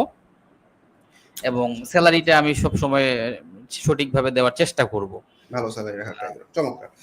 আচ্ছা, এমনি তোমার আর্নিং এর ক্ষেত্রে অন এভারেজে লাস্ট এক ইয়ারের কথা যদি বলি, এভারেজে পার মান্থ আসলে freelance market place, out of market place মিলে কেমন অ্যামাউন্ট রোল আউট হচ্ছে? হ্যাঁ, মার্কেট প্লেস এবং আউট অফ মার্কেট প্লেস আমার গত 2 থেকে 3 বছরের মতো, 2 বছর বলতে পারি আমি, এভারেজ 4 থেকে 5,000 ইউএসডি এটা কন্টিনিউ হয় এবং এখানে এরও বেশি হতে পারে। এর বেশি হয়ে, বাট আমি ধরি 4,000, আমি খুব বেশি ধরতে চাই না। তবে এখানে বিষয় হচ্ছে যে মার্কেট প্লেসের বাইরে যে কাজগুলো আমি করি এগুলো কিন্তু আমাকে লেংদি প্রসেসে কাজ করতে হয়। অনেক সময় আমার যে ফিক্সড বায়ার গুলো আছে তারা দেখা যায় যে চেঞ্জেস দিতেই থাকে এবং তাদের কাজটা চেঞ্জেস সহ করতে আমার 15 থেকে 20 দিন চলে যায় এবং তাদেরকে আমি ছাড়তেও পারবো না, কারণ একটা স্থায়ীর একটা ব্যাপার আছে না যে আমরা সবসময় কিন্তু একটা স্থায়ী ইনকাম, পার্মানেন্ট একটা স্যালারির ব্যাপার চিন্তা করি। এই বিষয়টার জন্য আমি তাদেরকে সবসময় বলি যে ঠিক আছে, আমি চেঞ্জেস গুলো করব, আমি 15-20 দিন ধরেও চেঞ্জেস গুলো করে দিই। আর এইভাবেই আমি সামলাই আর কি, এইভাবে আমার বায়ারদেরকে। হ্যাঁ, এটা নিয়ে আমি একটু কোশ্চেন করতে যাচ্ছিলাম, লং টার্ম ক্লায়েন্টগুলো কিভাবে ম্যানেজ করো? লাইক আমি যখন মার্কেট প্লেসে 1000 ক্লায়েন্ট যদি হ্যান্ডেল করি, অন্তত পক্ষে 10 থেকে 15টা ফিক্সড বায়ার মানে হয়ে যাওয়ার কথা। সো এই বায়ারদেরকে তুমি আসলে ম্যানেজ করো কিভাবে, বা এদের সাথে কন্টিনিউয়াস কমিউনিকেশনের ক্ষেত্রে তুমি আসলে কি মার্কেটেই কন্টিনিউ করো না মার্কেট প্লেসের বাহিরে, বা এই লং টার্ম ক্লায়েন্টগুলোকে হ্যান্ডেল করো কিভাবে? একটু যদি লং টার্ম ক্লায়েন্ট হ্যান্ডেল নিয়ে একটু সবাইকে বুঝাতে। আমরা হয় কি মার্কেট প্লেসে কাজ করতেছি, ওয়ান টাইম ক্লায়েন্ট বেশি ফেস করি, আসছে চলে গেছে শেষ, আবার আরেকটা প্রজেক্ট ধরছে, আসছে চলে গেছে শেষ। বাট আমার যদি একটা বা দুটো লং টার্ম ক্লায়েন্ট থাকে, ভালো অ্যামাউন্টের পেমেন্ট করে, রেগুলার বেসিস কাজ দেয়, তখন দেখা যায় কিন্তু আমার ওই মার্কেট প্লেসের অ্যাকাউন্ট ডাউন থাকলেও আমার দেখা যাচ্ছে একটা ভালো রেভিনিউ থাকতেছে। এটা অ্যাকোয়ার করার ক্ষেত্রে একটা ইম্পর্টেন্ট ব্যাপার থাকে যে ক্লায়েন্টকে আসলে আমি এমন এই লেভেলের সার্ভিস দিতে হবে যাতে সে আমার কাছ থেকে না যায়। নাম্বার 2 হইতেছে কি, ওর সাথে কন্টিনিউয়াস কমিউনিকেশন, কাজগুলো রোল আউট, এই জিনিসগুলো কিভাবে ম্যানেজ করো? আমি শুধুমাত্র লং টার্ম ক্লায়েন্টগুলোর কথা বলতেছি। ওকে, সো যারা লং টার্ম ক্লায়েন্ট আছে, সবার প্রথমে যেই কাজটা করতে হবে তাদের সাথে আপনাকে বিশ্বাসটা অর্জন করতে হবে। এখানে কিন্তু মেইন অ্যাচিভমেন্ট হচ্ছে তাদের বিশ্বাস, যে আমি যেভাবেই কাজটা করি না কেন আমি তাকে কাজটা একদম ফাইনালি 100% দিতেই পারবো। যখন বিশ্বাসটা থেকে যায় তখন আসলে আমাদের টাইম নিয়ে কোনো সমস্যা হয় না। দেখা যায় যে ম্যাক্সিমাম ক্ষেত্রে যদি আমাদের 3-4 দিন লেট হয় তারা কিন্তু এটা কনসিডার করে। এটা হচ্ছে আমাদের জন্য একটা বড় সুবিধা। আর তাদের কাছে আমরা লেংদি টাইমও নিতে পারি, যে আমি একটা ওয়েবসাইট করার জন্য 10 দিন টাইম নিব, 15 দিন টাইম নিব, আমার সময় লাগবে, বুঝাইলে তারা কিন্তু বুঝে। আর যখন তারা আমাকে কাজ দেয় আমি সবসময় তাদেরকে বলি যে আমি 10 দিনের মতো টাইম নিব, যদি বেশি সময় লাগে আই হোপ তুমি এটা কনসিডার করবা। আর আমি চেষ্টা করতেছি। আর যে কাজগুলো আমাকে দিবে, যে ফাংশনালিটি দরকার হোক না কেন, আপনি জানেন ওয়েবসাইট, আপনি তো নিজেও কাজ করেন, ওয়েবসাইটের ক্ষেত্রে অনেক রকম ফাংশনালিটি প্রয়োজন হয়। এই ফাংশনালিটির ক্ষেত্রে যদি কখনো আমাদের কিছু প্রয়োজন হয় তাদেরকে বললে, ধরেন আমার একটা প্লাগইন দরকার, আমি ক্লায়েন্টকে বললাম যে এই প্লাগইনটা আমার দরকার এবং এই ফাংশনটা করার জন্য আমার আরো 4-5 দিন লাগবে, তখন সে দেখা যায় যে আমাকে কনসিডার করে। আর আমি সবসময় তাদেরকে চেষ্টা করি ইন টাইম কাজটা প্রথমত আর কি তৈরি করার জন্য। মূলত একটা বিশ্বাস হচ্ছে যে আপনাকে আপনি লং টার্ম তার সাথে কাজ করবেন, আপনি সবসময় ভালো কাজ ডেলিভারি দেন, এক কথায় কোয়ালিটি যেটাকে বলি আমরা, কোয়ালিটি ম্যানেজমেন্ট, কোয়ালিটিটা, হ্যাঁ, আমরা সবসময় ভালো কোয়ালিটির যদি কাজ ডেলিভারি করি তারপর কিন্তু বায়ার আমাদেরকে লং টাইমের জন্য অফার করে। অথবা আমরা নিজেও তাদের ক্লায়েন্টকে বলতে পারি যে তোমার কি কোনো অপরচুনিটিস আছে নাকি যে লং টার্ম কাজ করার জন্য, যদি তোমার মাল্টিপল কাজ প্রয়োজন হয় বা মাল্টিপল ওয়েবসাইটস প্রয়োজন হয় আপনার প্রতি মাসে, অথবা আপনার যদি নিজের এজেন্সি থাকে তাহলে আপনি আমাকে সুযোগ দিতে পারেন।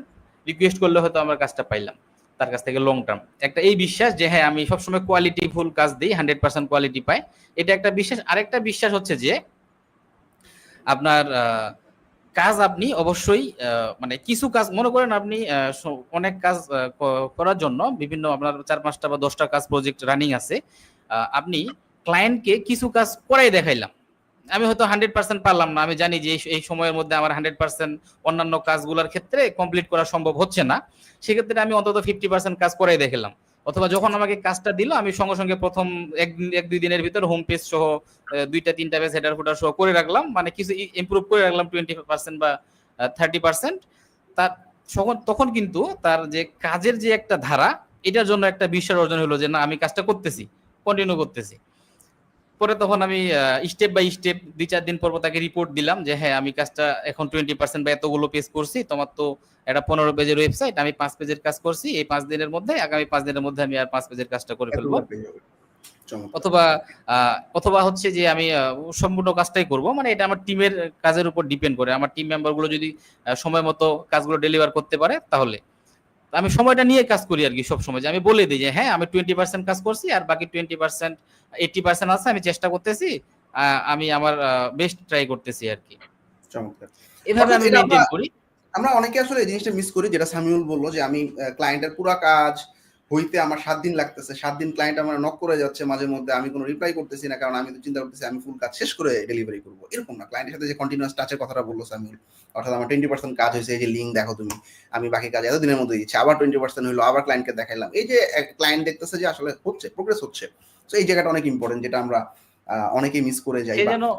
সে যেন মনে না করে যে আমি কাজটা নিয়ে বসে আছি, আমি তার কাজের উপরেই আছি, যেন সে একটা বিশ্বাস করে যে না আমি তার কাছে কাজটা পাবো, যেহেতু কন্টিনিউ চলতেছে। আমি এমন অনেক স্টুডেন্ট দেখছি কি হয়েছে, মানে ক্লায়েন্ট মেসেজ করতেছে, ভয় রিপ্লাই দিতেছে না কেন, কারণ ও শেষ হয়নি প্রজেক্ট, কি বলবে তাকে, কেন আমি যতটুকু করছি এটার একটা আপডেট দিই, এটা একটা স্ক্রিনশট পাঠাই, এটা একটা লিঙ্ক পাঠাই, এই জায়গাটা অনেকের একটা গ্যাপ থাকে বা ক্লায়েন্টকে ভয় পায় ফেস করতে। ক্লায়েন্টকে আমরা সবসময় ফ্রেন্ডলি মনে করবো, এবং বাইরের দেশের মানুষজন আসলে অনেক কর্ডিয়াল হয় বা এই জায়গাগুলোতে অনেক হেল্পফুল হয়, সে জানে আমি মাল্টিপল কাজে ব্যস্ত, সো আমার কাজ কতটুকু হয়েছে এইটার একটা আপডেট নেওয়ার জন্য তো আমাকে নক করছে, তাই না? সুতরাং আমরা অবশ্যই ক্লায়েন্টকে রেগুলার বেসিস আপডেট দিব, এটা খুব মেজর একটা ফ্যাক্ট। সামিউল, আচ্ছা ওয়েব ডেভেলপমেন্টের কোন কোন জায়গাগুলোর কাজগুলো তোমার বেশি, ওয়ার্ডপ্রেস, শপিফাই, উইক্স, বা তুমি কি ডেভেলপমেন্টের কাজ করতেছো কিনা, অনেকে আসলে মানে কোয়েশ্চেন থাকতে পারে, কি কি সার্ভিস দিচ্ছ তুমি? আমি মূলত ওয়ার্ডপ্রেস দিয়েই কাজ করি, ম্যাক্সিমাম কাজগুলো হচ্ছে আমার ওয়ার্ডপ্রেস দিয়ে করা, আর কিছু কিছু কাজ আমি শপিফাই এবং উইক্স করছি। আর কাজের ক্ষেত্রে আমি আসলে চিন্তা করি যখন আমরা একটা এজেন্সি বেসড থিঙ্ক করব যে আমাদের এজেন্সি চালাতে হবে, সেক্ষেত্রে আমি আরো কিছু স্কিল অ্যাডজাস্ট করতে বলবো সবাইকে, এবং আমিও যেটা করছি, আমি এর পাশাপাশি এসইও এবং আপনার ডিজিটাল মার্কেটিং এর জন্য সার্ভিস দেওয়ার জন্য চেষ্টা করতেছি, এবং যদি আরো বেটার হয় আপনি যদি ভিডিও এডিটিং সার্ভিস দিতে পারেন, মানে অল ইন ওয়ান সার্ভিস, এটা খুব ভালো একটা পয়েন্ট। হ্যাঁ হ্যাঁ হ্যাঁ একটা কোম্পানির ওয়েবসাইট নিতে আসছে, সে যদি ট্রাস্ট পায় আমার কাছে, আমি কিন্তু যেমন প্রায় ম্যাক্সিমাম ক্লায়েন্টই আমরা যারা কাজ করতেছি ওয়েবসাইট ডিজাইনের পর, সেই speed optimization, SEO optimization, email marketing এর কাজ করাই নিতেছে আমাদেরকে, এরপরে জিজ্ঞাসা করে ডিজিটাল বা অন্যান্য জিনিস পারবো কিনা। স্যার এটা খুব ভালো একটা পয়েন্ট বলছে সামিউল। হ্যাঁ, কেননা আমি কিন্তু একই ক্লায়েন্টকে আমার 3টা সার্ভিস দিতে পারতেছি, এবং আমি I am getting the payments for 3 Times. খেয়াল করতে হবে, যদি আমি 2-3টা সার্ভিস তাকে দিতে পারি, তাহলে একটা ক্লায়েন্টে আমার 3টা ক্লায়েন্টের কাজ করে দিল, এরকম বিষয়টা আর কি এজেন্সির জন্য একটু খেয়াল করতে হয়। রাইট, অর্থাৎ আমরা যারা মানে লং টার্ম প্ল্যান করবো তাদের এটা একটা ভালো আইডিয়া, নিজে কিছু আইডিয়া থাকতে হবে প্রত্যেকটা বিষয়। আচ্ছা সামিউল, আরেকটা ইম্পর্টেন্ট পয়েন্ট, মার্কেট প্লেসে আপস এন্ড ডাউন, ধরো ইনিশিয়াল লেভেলে তুমি স্ট্রাগলটা কেমন ফেস করছো, মানে নতুন অবস্থায় প্রথম 10টা-20টা কাজ কমপ্লিট করা, যেটা সবচেয়ে টাফেস্ট পিরিয়ড আমরা বলি ফ্রিল্যান্স মার্কেট প্লেসে কাজ পাওয়ার জন্য, ওই জায়গাটার স্ট্রাগলটা কেমন ছিল, রাত জাগার ব্যাপারগুলো কেমন ছিল, ক্লায়েন্ট হ্যান্ডেল করতে কোনো ভয় লাগতো কিনা তখনকার সময়, মানে একদম প্রথম দিকের কথাবার্তা বলতেছি। এখানে খুবই ইন্টারেস্টিং একটা বিষয় আর কি, কেননা প্রথম অবস্থায় আমাদের অপেক্ষা করতে হয় কখন মেসেজ আসবে, এবং সেই মেসেজটা আসার সময় যদি আমি ঘুমিয়ে আসি এবং মেসেজ আসছে 1 ঘন্টা চলে গেল, তাহলে আমি কাজটা পাইলাম না। আমি এজন্য কি করতাম, আমার শুধুমাত্র নোটিফিকেশন যেগুলো আমার ফাইবার আপওয়ার্ক এই অ্যাপগুলোর জন্য আমি আলাদা একটা নোটিফিকেশন বা মানে লাউডলি সাউন্ড এরকম একটা নোটিফিকেশন রাখতাম, যেন আসলেই দীর্ঘ সময় ধরে বাজে অ্যালার্মের মতো, এবং আমি জেগে উঠে অন্তত রিপ্লাইটা করতে পারি। এভাবে মূলত দেখা যায় আমি কাজগুলো নেওয়ার চেষ্টা করি, এবং আমি ঘুমাইতামই কম সেই সময়টাতে, স্ট্রাগল করার সময় যখন আমি করতাম আর কি, সেটা 2017, 18, 19 সালে আমি কি বলবো আপনাকে, আমি 4 ঘন্টা করে 5 ঘন্টা করে ডেইলি ঘুমাইতাম। এর এর এর বেশিরভাগ আমি কাজ করতাম 18 ঘন্টা 19 ঘন্টা ম্যাক্সিমাম সময়। আমি টানা 2 বছর আমার মনে আছে, টানা 2 বছর যখন আমি কাজ শিখি তখন আমি 18 ঘন্টা, কারণ আমি ঢাকায় তো চাকরি করতাম, ওখানে মানে টেক্সটাইল মিল, স্পিনিং মিল এগুলোতে চাকরি করতাম, যেখানে 8 ঘন্টা ডিউটি থাকে। 8 ঘন্টার বেশি ডিউটিতে আমি যেতাম না, কারণ আমাকে কাজ প্র্যাকটিস করতে হবে। দেখা যায় আমার অফিসের সময় যায় 9 থেকে 9 ঘন্টা, 9-10 ঘন্টা। আবার আমি যদি 9-10 ঘন্টা অফিসের সময় দেই, আবার 9-10 ঘন্টা ঘুমাই, তাহলে আমি প্র্যাকটিস করার জন্য সময় পাচ্ছি 3-4 ঘন্টা, এবং এর বাদেও তো আরো অন্যান্য টাইম থাকে। টাইম ম্যানেজমেন্ট তো আসলে তো কোন দিক দিয়ে চলে যায় বলতে পারবো না। তো আমি চিন্তা করতাম ডেইলি আমাকে 8 থেকে 10 ঘন্টা প্র্যাকটিস করতে হবে, না হলে কিন্তু আমি পারতেছি না। এবং কাজ যে পাওয়া নতুন যে সময়টা, তখনও ঠিক এই কাজটাই আমি করতাম। প্রায় 1 বছর কাজ শিখতে লাগছে, আর 1 বছর আমাকে একটা প্রোফাইল দাঁড় করাইতে লাগছে। তখন আমি আর কি ম্যাক্সিমাম টাইমটাই জেগে থাকার চেষ্টা করতাম, অ্যাটলিস্ট 5 ঘন্টা ঘুমিয়ে, যেন আমি বাকি সময়টা আমি অ্যাক্টিভ থাকতে পারি। এক কথা মেইন টার্গেট হচ্ছে আমার অ্যাক্টিভ থাকা। আমি নোটিফিকেশন সাউন্ড লাউড দেই, অথবা দীর্ঘ সময় ধরে বড় একটা সাউন্ড দেই, এরকম করে আমি মেনটেন করতাম আর কি আসলে। আর কাজ পাইতে হবে আমি চেষ্টা করতাম কনভার্সন, কারণ সেক্ষেত্রে একটা নিশ সিলেকশনের ব্যাপার আছে। আপনি এমন কোনো গিগ দিবেন যেই গিগে আপনি হাইলি এক্সপার্ট, যেই কাজটা আপনি করতে পারবেন, এবং আপনি যদি ওই ক্যাটাগরির অন্যান্য বিষয়গুলো সহ, আমি যেটাকে বলি সাব ক্যাটাগরি, অনেক সময় দেখা যায় যে নিশের পাশাপাশি ছোট ছোট সাব নিশ থাকে, সেগুলো যদি আপনি হ্যান্ডেল করতে পারেন, সেক্ষেত্রে বিষয় হবে যে আপনি ক্লায়েন্টকে কনভার্ট করতে পারবেন। এটা কিন্তু আপনার একটা স্কিল হওয়ার বিষয়টা বলা যায় আর কি, যে আপনি একদম ফুলফিল স্কিলড হয়ে তারপর মার্কেট প্লেসে যদি আসেন, তাহলে আপনার প্রোফাইল একটা দীর্ঘ সময় ধরে টিকে থাকার সম্ভাবনা থাকবে। আর না হলে দেখা যাবে যে আপনার আপস এন্ড ডাউনস মার্কেট প্লেসে প্রচুর হবে, কারণ আপনি একটা কাজ নিলেন, ভালো সার্ভিস দিতে পারলেন না, হয়তো আপনাকে প্রাইভেট ফিডব্যাকটা খারাপ দিল, অথবা আপনার রেটিংস খারাপ আসলো, অথবা দেখা গেল যে বর্তমান তো আরো নতুন সিস্টেম আসছে, value of money, value of delivery, communication. হ্যাঁ, এই বিষয়গুলো যদি আপনি ঠিকঠাক রাখতে পারেন, প্রথম 10 থেকে 20টা কাজ সঠিকভাবে ডেলিভার করতে পারেন এবং ক্লায়েন্টকে স্যাটিসফাইড করতে পারেন, চেষ্টা করবেন চেঞ্জেস করার জন্য, যেন আমি যে কোনো ভাবে স্যাটিসফাইড করতে পারি ক্লায়েন্টকে। আমি সবসময় বলি যে I really want to make you satisfied with my work. If you need any changes please let me know, I will do. Even you need infinite changes, I will do, no worries. Just send me the changes, I love changes, I can do it for you. এভাবে আমি বলে ক্লায়েন্টকে বুঝিয়ে আসলে কাজগুলো আর কি handle করি। দেখা যায় প্রথম অবস্থায় এরকম করলে তাদের প্রোফাইল র্যাঙ্ক করবে আর কি। র্যাঙ্ক করতে সুবিধা হয়। চমৎকার। আচ্ছা, হাবিবুল কবির ফি স্টুডেন্ট অনেক কিছু শিখছে। আচ্ছা, ডিসকাউন্ট। আচ্ছা, আমাদের ঈদের অফার মানে শুরু হবে আজকে রাত থেকে, so you can avail the discount. 20% discount থাকতেছে ঈদের নেক্সট 8 দিনের জন্য। আই হোপ এটা তোমার জন্য একটা ভালো নিউজ। আচ্ছা, অনুপ্রেরণা, আচ্ছা, care international, great, thank you. সামিউলকে কংগ্রেচুলেশন জানাইছে। আচ্ছা, মারুফা নামে একটা আপু কোশ্চেন করছে যে ইমেল মার্কেটিং এর একটা কোর্স করছে কমপ্লিট কোনোখান থেকে হয়তো বা, বাট 1 বছর কোনো অর্ডার পাচ্ছে না, সেক্ষেত্রে কি করতে পারে? ফাইবারের ক্ষেত্রে বলতেছে সামিউল। এখানে তো একটা বিষয় থাকে যে তিনি কি এখনো কোনো ক্লায়েন্টের মেসেজ পাইলো কি পায়নি। সে যদি পেয়ে থাকে আর কনভার্ট করতে না পারে, তাহলে তার প্রোফাইল একটু পিছিয়ে যাবে। যদিও পিছিয়ে যায়, কিন্তু ফাইবার অপরচুনিটি দেয়, আবার নতুনদেরকে ভালো অপরচুনিটি দেয়। সেক্ষেত্রে যদি বায়ার আসে, আপনি চেষ্টা করবেন কনভার্ট করার জন্য। আর যেটা আমি প্রথমেই বলছিলাম যে আমি বসে কেন থাকবো, আমার কাছে ক্লায়েন্ট আসবে, আমি কাজ করব বা পাবো, অপেক্ষায় থাকলাম। বাট আমার কাছে ওদার অপশন আছে ট্রাই করার জন্য। আপনি অন্যান্য মার্কেট প্লেস গুলো ট্রাই করতে পারেন, বর্তমানে কে ওয়ার্ক আসছে, আবার পিপল পাওয়ার আওয়ারে চেষ্টা করতে পারেন, আছে, অথবা আপনি লিঙ্কডইনে ট্রাই করতে পারেন। আপনি ট্রাই করেন, ইনশাআল্লাহ পেয়ে যাবেন।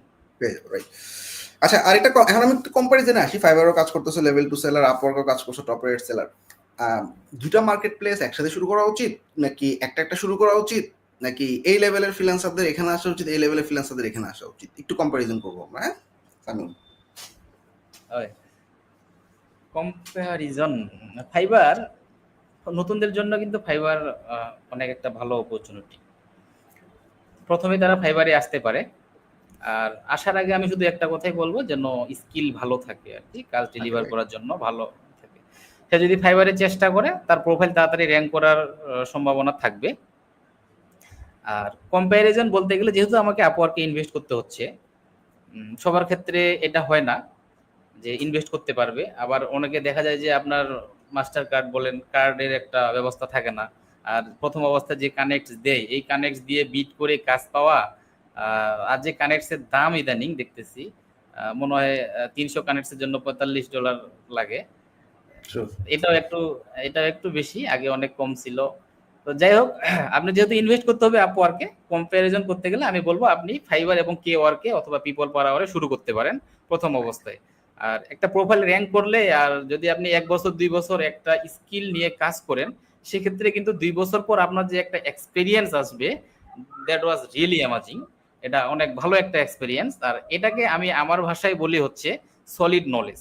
যে কোনো একটা কাজের ক্ষেত্রে কিন্তু একটা সলিড নলেজ থাকে। আপনি কিন্তু যখন শিখবেন, খাতা কলমে শিখবেন বা কোর্স করে শিখবেন, সেখান থেকে আপনি যে প্রথম 2 বছর 3 বছর প্র্যাকটিস করবেন, হাতে কলমে একদম প্র্যাকটিস করা আর কি, লাইভ প্র্যাকটিক্যাল প্রজেক্ট যেটা বলি, এটা যদি করেন, তো সেক্ষেত্রে আপনি একটা সলিড নলেজ পাবেন। এবং that time I think you have enough money or cards to buy the Upwork connects as well. তখন আপনি আপওয়ার্কে ট্রাই করবেন। এটাই মূলত আমি মনে করি যে এটা করা উচিত। চমৎকার। তো আমরা লাইভের একদম শেষ দিকে সামিউল, যারা এই সেক্টরে এখনো আসার প্ল্যান করতেছে, কি কি জিনিস তাদের মাথায় রাখা উচিত আসলে, যাতে এই সেক্টরটাতে সে মানে মন খারাপ করে বা ডিসহার্টেড হয়ে ফেরত না যায়? টাইম কতটুকু দরকার, বা কি কি জিনিস মানে ডেপথে শেখা উচিত, বা টেন্ডেন্সি কি থাকা উচিত, একটু শর্টে যদি ডিসকাস করতে সামিউল। আমি নতুনদের জন্য, যারা এখনো আসতে চাচ্ছে, আপনাকে 2-3টা স্টেপ ফলো করতে হবে। প্রথম স্টেপ হচ্ছে আপনার একটা স্কিল লাগবে, যে কোনো স্কিলটাই হোক না কেন। আপনি চাইলে একটা নিশ অথবা সাব নিশের উপরও শুরু করতে পারেন, বাট আপনাকে খেয়াল রাখতে হবে এখানে আরেকটা বিষয় আছে, যেগুলো একটা কাজের ক্ষেত্রে কিন্তু আপনার কমন কিছু ওয়ার্ডস থাকে। যেমন আমি যদি ফাইবারের কথা বলি, তাহলে কমন ওয়ার্ডস হচ্ছে গিগ, আপনার কমন ওয়ার্ডস হচ্ছে যে বর্তমান আওয়ারলি আসছে, মানে এরকম কিছু কমন ওয়ার্ডস থাকে। এই কমন ওয়ার্ডস গুলা বিষয়ে আপনাকে একটা বেসিক নলেজ রাখতে হবে। বেসিক নলেজ যেন আপনি বুঝতে পারেন যে এটা কি, অথবা আমি চাইলে হয়তো বা গুগল করে বা অনলাইন করে যেভাবেই হোক বা ইউটিউব দেখে এটা হ্যান্ডেল করতে পারবো। কমন যে ওয়ার্ডস গুলো, এগুলো যদি আমি জেনে রাখি তাহলে সুবিধা হবে। মানে নিশ থেকে সাব নিশ একটু বিষয়গুলো আপনি জেনে রাখেন যে হ্যাঁ এগুলো করা যায়। আচ্ছা, এটা একটা বিষয়। 2 নাম্বার বিষয় হচ্ছে, আপনি যেখানে শিখবেন অবশ্যই তাহলে আপনার একটা কোর্স অথবা সেখানে আপনার টিমমেটস থাকবে, তাদের সাথে সুসম্পর্ক রাখবেন এবং আপনি তাদের কাছে হেল্প পাবেন, যেটা আপনি হয়তো বা মিস করে ফেলবেন, তারা আপনাকে হেল্প করবে। 3 নাম্বার বিষয় হচ্ছে, আপনাকে কমিউনিকেশন স্কিলটা প্রপারলি অন্তত অ্যাচিভ করতে হবে, যেন আপনি অন্তত বায়ারকে কাজটা বুঝিয়ে নিতে পারেন এবং বুঝিয়ে দিতে পারেন। এই বিষয়টা যখন আপনার স্কিল গেল, তখন আসলে মার্কেট প্লেস বসে না থেকে আপনি 3-4টা মার্কেট প্লেস অথবা out of market place try করলে দেখা যাবে যে আপনার 2-3 মাসের মধ্যে আপনি প্রথম কাজটা পেয়ে যেতে পারেন। আর সবশেষে বিষয়টা হচ্ছে যে আপনার ধৈর্য তো লাগবেই, ধৈর্য ছাড়া হবে না। অনেকে দেখা যায় যে প্রথম কাজ পেতে আপনার 2 বছর চলে যায়। তো আপনাকে চেষ্টা করতে হবে, আপনি বর্তমান যে কাজটা করতেছেন সেটা করতেই থাকেন, এটা বাদ দিয়ে ফ্রিল্যান্সিং এ আসেন না। কারণ আপনি যদি একটা চাকরি করেন, সেটা করেন আগে, আপনি স্কিল অ্যাচিভ করেন, আর কমিউনিকেশন স্কিল একটু ভালোভাবে ইংলিশটা শেখেন, এবং 1 বছর পর যখন আপনি কাজে নামবেন, চাকরিটা বাদ দিবেন না। চাকরির পাশাপাশি অথবা যে কোনো কাজ আপনি করতেছেন, এটা কন্টিনিউ করেন, করার পাশাপাশি আপনি আগে 2 বছর ফ্রিল্যান্সিং এ সময় দেন, যেন আপনি ধৈর্যটা দিতে পারেন। আপনি সবকিছু একেবারে ছেড়ে দিয়ে আসলাম, মানে বিষয়টা এমন যে আমার পায়ের নিচে মাটি নাই আর মাথার উপর ছাদ নাই, তাহলে আমি থাকবো কোথায়? এই বিষয়টা খেয়াল রাখতে হবে। পায়ের নিচে আমি মাটি রাখবো, মাথার উপর ছাদ রাখবো, আর আমি আমার ঘরের ভিতর ইচ্ছে মতো যেভাবে আমি সাজাই, স্কিলগুলো দিয়ে আপনি আগে ঘরটাকে সাজানোর পর যখন আপনি চেষ্টা করবেন, কাজ পাবেন, দেখা যাবে যে কাজ পাচ্ছেন, তারপর আপনি একটা ভাববেন যে না, আমি ওই কাজটা বাদ দিব, এখন আমি এখানে যদি একটু ডেডিকেটেড হই, তাহলে হয়তো আমার ফিউচারটা আরো অনেক ভালো আছে। এভাবে আসলে নতুনরা করতে পারে। চমৎকার। So, আমি কিন্তু এই কাজটাই করছিলাম। আমি 2013-14 এই টাইমটাতে আমি রুবিতে ছিলাম। তারপর হচ্ছে আরো কয়েকটা কোম্পানিতে ছিলাম। আমি জব আসলে পাশাপাশি শুরু রাত্রেবেলা 4-5 ঘন্টা যতক্ষণ টাইম পাইতাম করতাম। যখন 1-1.5 বছর পর আমি দেখলাম যে এটা হ্যান্ডসাম অ্যামাউন্ট আসতেছে, যেটা আমার জবের থেকে প্রায় ডাবলের কাছাকাছি। এই 5-6 ঘন্টা সময় দিয়ে তখন আমি ফুল টাইমে প্ল্যান করলাম। এবং আমার কিন্তু বাসায় অনেক সমস্যা করছে। বাসাতে রাজি হবেই না, বাসায় বলতেছে না এইগুলো করা যাবে না। তারপরে আমি আসলে 5-6 মাস সময় নিচ্ছি, ফ্যামিলিতে কন্ট্রিবিউট করার ট্রাই করছি। তারপরে একদিন হঠাৎ করে জব ছেড়ে দিয়ে চলে আসছি বাসায়, ফুল টাইম ফ্রিল্যান্সার আমি, বাসায় কেউ কিছু বলবো না তোমরা, শেষ। তারপরে এই যে এন্টারপ্রেনার লাইফের যাত্রা শুরু হচ্ছে। এইভাবে আসলে একটা ব্যাকআপ যখন মানে হবে তখনই আসলে এই জায়গাটাতে আসা উচিত। মানে যেটা বললো যে জব ছেড়ে দিয়ে আমি ফুল টাইম আমি প্ল্যান করলাম, তখন দেখা যায় একটা অ্যাংজাইটি কাজ করে, আমার তো আসলে কোনো আর্নিং নাই, কবে আর্ন করবো। সো এই অ্যাংজাইটির কারণে দেখা যায় যে স্মুথ যে প্রসেসটা এটা নষ্ট হয়। সো খুব ভালো একটা সাজেশন দিচ্ছে সামিউল। হ্যাঁ, এর থ্যাংক ইউ। পাশাপাশি আরেকটা বিষয় হচ্ছে যে আপনি চেষ্টা তো করবেনই, আর ধৈর্য তো এখানে লাগতেছেই, ধৈর্য ছাড়া হবেই না। মানে এমন বিষয়টা যেন না হয় যে আপনি 100-র মধ্যে 80% জায়গায় যাওয়ার পর বা 90% জায়গায় যাওয়ার পর কাজটা ছেড়ে দিলেন, অথচ আপনি যদি আর বেশি না 1 মাস বা 2 মাস সময় দিতেন, তাহলে আপনার কিন্তু একটা ভালো কেরিয়ার হইতো। তার মানে আমি এটাই বলে যাচ্ছি যে আমাকে ততক্ষণ পর্যন্ত ধৈর্যটা রাখতে হবে যতক্ষণ পর্যন্ত না আমি আমি মানে সাকসেসটার কাছাকাছি না যাই, ধৈর্যটা রাখতে হবে। Very true. আচ্ছা, আজিজুল হাবিবুল ভাইকে 1 টাকাও ডিসকাউন্ট দিবেন না? উনি ইউটিউবে ভিডিও দেখে ফ্রিতে কাজ শিখছে, এখন লেভেল 2 সেলার, টাকা বেশি দাবি করা উচিত। হ্যাঁ, ট্রু ট্রু। ঠিক আছে, আমি দেখতেছি আজিজুল ব্যাপারটা, সত্যি কথা বলছো। ইউটিউবে ফ্রিতে আমাদের অনেক স্টুডেন্টই শিখতেছে। সো আমি আমাদের ইউটিউব চ্যানেলের লিঙ্কটাও দিয়ে দিলাম, এখানে প্রায় 4000-এর উপরে ভিডিও আছে। সো যারা আসলে অবশ্যই। হাবিবুল একটা কথা বলছে যে আগে রিসার্চ করে আসেন, জেনে আসেন। এই জায়গাটার একটা খুব ভালো জায়গা হচ্ছে কোরবান বিডির ইউটিউব চ্যানেল। এখানে আমাদের লাইভ ক্লাসের অনেক ক্লাসই থাকে যেটা ইউটিউবে দেওয়া থাকে। সো নিশ সিলেকশনের ক্ষেত্রে কোনটা শিখবো, আমার ভালো লাগতেছে কোনটা দেখে, এগুলো ডিসাইড করতে অনেক হেল্পফুল হবে এই চ্যানেলটা। কোরবানবিডি.com লিখলে ইউটিউবে পাওয়া যাবে। এখান থেকে ইনিশিয়াল আইডিয়া যদি নিয়ে আসা যায়, তাহলে দেখা যাবে কোর্সটা ধরতে অনেকটা ইজি হবে। আর টাকা পয়সা না থাকলে চ্যানেল থেকেই কিন্তু আমরা অনেক কিছু শিখতে পারবো। আমাদের অনেক ফ্রিল্যান্সার শুধুমাত্র চ্যানেল থেকে কাজ শিখেই অনেকে ভালো করতেছে। আচ্ছা, thank you Samiul for your time. অনেক সুন্দর কিছু কথাবার্তা শুনলাম, আমিও অনেক কিছু জানলাম। Thank you for your time. ইনশাআল্লাহ দিনাজপুরে আসলে তোমার সাথে দেখা হবে, তুমিও ঢাকায় আসলে অবশ্যই ইনশাআল্লাহ আসবা। বেস্ট অফ লাক ফর দাওয়াত ইউর টিম। থাকলো, আসবেন। Best of luck for your team. ইনশাআল্লাহ নেক্সট কোনো একটা লাইভে আরো বড় পরিসরে তোমাকে দেখতে চাই। Thank you Samiul for your time. আল্লাহ হাফেজ সবাইকে। Thank you. আল্লাহ।